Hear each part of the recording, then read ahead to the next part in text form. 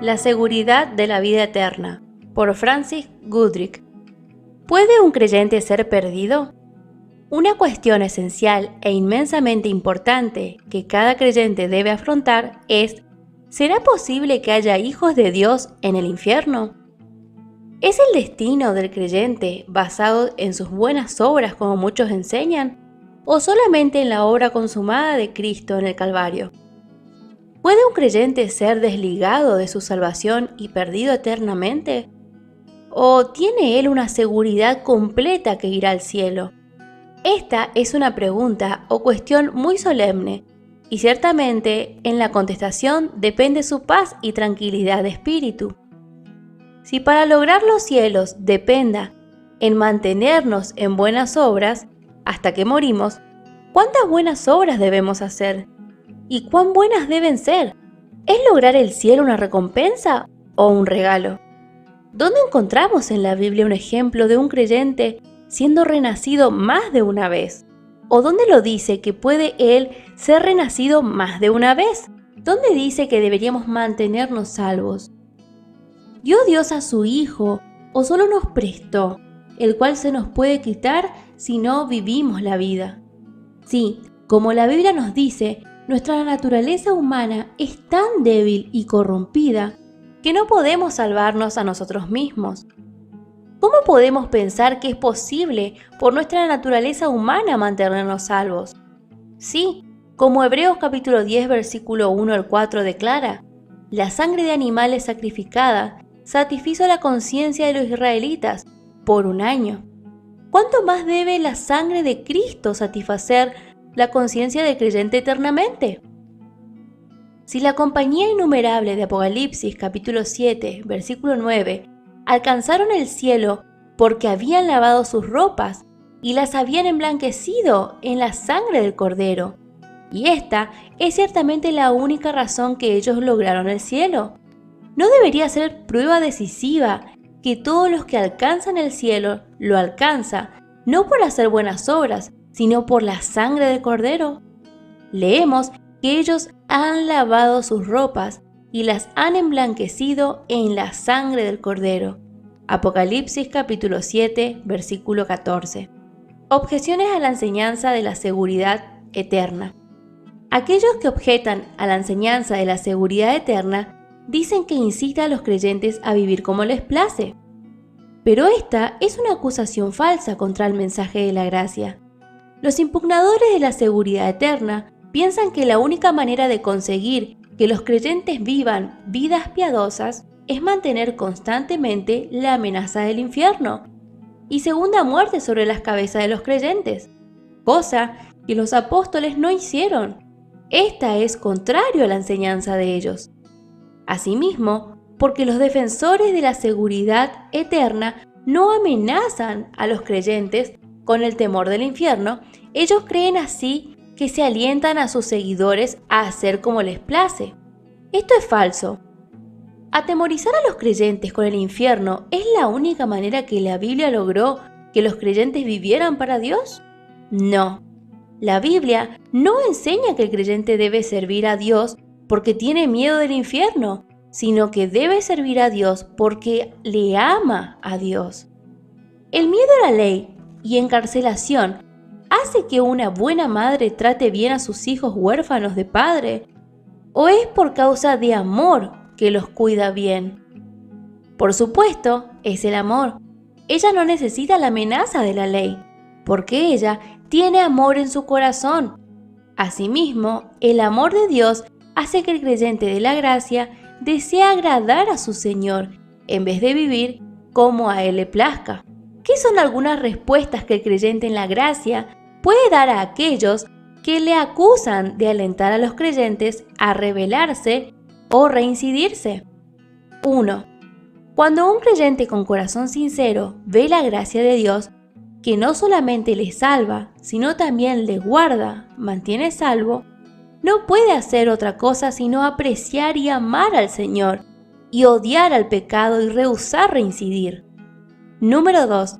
La gracia le inspira a vivir por el Señor, pues en Tito capítulo 2 versículo 11 al 13 leemos que la gracia de Dios se ha manifestado para salvación a todos los hombres, enseñándonos que, renunciando a la impiedad y a los deseos mundanos, vivamos en este siglo sobria, justa y piadosamente, aguardando la esperanza bienaventurada y la manifestación gloriosa de nuestro gran Dios y Salvador, Jesucristo. Número 3. Ellos también se apoyan en la contestación de Pablo a lo que le criticaban en Romanos capítulo 3, versículos 7 al 8, versión antigua. Empero si la verdad de Dios por mi mentira creció a la gloria suya, ¿por qué aún así yo soy juzgado como pecador?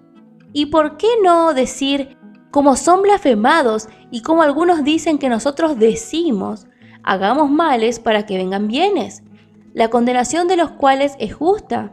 Si Pablo fue acusado de enseñar que debemos pecar para que la gracia abunde, no nos sorprendamos si somos acusados de la misma terrible calumnia. Número 4. La gracia es la única manera por la cual el creyente puede vencer lo malo. Todos los otros medios son de esfuerzo propio y de la carne. Dios rechaza la carne. Dios acepta solamente la actitud dependiente de gracia. Número 5. El testimonio de Pablo se expresa en 1 Corintios capítulo 15, versículo 10.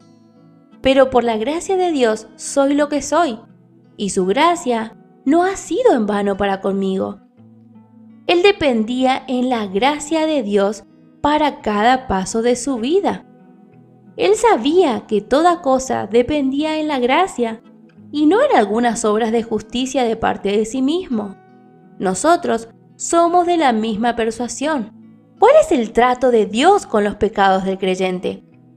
La Biblia nos enseña que el juicio de un hijo de Dios que peca resulta solamente en castigo, no en la destrucción de su alma. Dios va a destruir al pecador, pero ninguno de sus hijos. ¿Por qué Dios juzga al creyente solamente con castigo si Él juzga al pecador con condenación? Dios trata con el creyente solamente con castigo porque Él es un hijo en su familia. Él destruirá al pecador por causa de que éste ha rechazado al Hijo de Dios. Segunda de Tesalonicenses capítulo 1, versículos 7 al 9. Un padre castiga a sus propios hijos, no los del vecino. Así nuestro Padre Celestial castiga a sus hijos, pero Él juzgará y destruirá a sus enemigos. Porque el Señor al que ama disciplina y azota a todo aquel que recibe por hijo. Hebreos capítulo 12, versículo 6. Así Dios trata con los pecados del creyente, por azote, castigo, no por mandarle al infierno. Vamos a mirar a dos ejemplos de este carácter esencial del castigo en la Biblia: Salomón y los corintios que comieron la cena del Señor indignamente. En el segundo libro de Samuel, capítulo 7, versículo 14 al 15, Dios habló al rey David concerniente a su hijo, Salomón, diciendo: Yo le seré a él padre, y él me será a mí hijo. Y si él hiciere mal, yo le castigaré con vara de hombres, y con azotes de hijos de hombres. Pero mi misericordia no se apartará de él, como la aparté de Saúl, al cual quité de delante de ti. Está mencionada en los Corintios que por causa de haber comido la cena del Señor indignamente, que por esta causa hay muchos enfermos y debilitados entre vosotros, y muchos duermen. Si pues nos examinásemos a nosotros mismos, no seríamos juzgados, mas siendo juzgados, somos castigados por el Señor, para que no seamos condenados con el mundo. Primera de Corintios capítulo 11, versículo 30 al 32. Vea que aunque fueron juzgados con el mundo, o como el mundo, Dios no estaba mandándoles al infierno, aunque Él castigó a algunos físicamente y algunos fueron eliminados con la muerte prematura. Descubrimos que el Señor también trata con los pecados de un creyente por romper la comunión con Él cuando Él peca.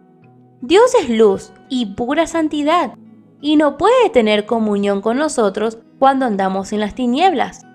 ¿Andarán dos juntos si no estuvieran de acuerdo? Amós capítulo 3, versículo 3.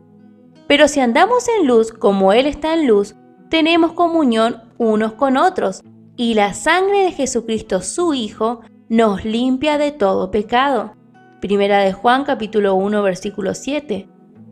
Por andar en las tinieblas, un creyente pierde su comunión con sus compañeros cristianos y con el Señor, pero nunca su posición con el Señor. El Señor juzga a un creyente que edifica solamente madera, heno y hojarasca sobre el fundamento de Cristo, por quemar todas sus obras, pero su alma será salvada como por fuego. Primera de Corintios capítulo 3 versículo 15. No estamos obrando o trabajando por nuestra salvación, sino por una recompensa. Pero cuán terrible será para un creyente llegar delante del Señor en su venida con manos vacías y saber que Él apenas ha sido salvo como por fuego.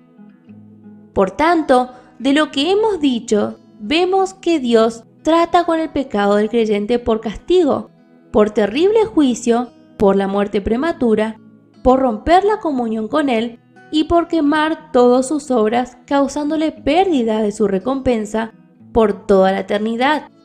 Estas verdades no dejan que el creyente que ve la gracia de Dios se rinda a la carne, vieja creación o hombre viejo, y le inspira a vivir para el Señor.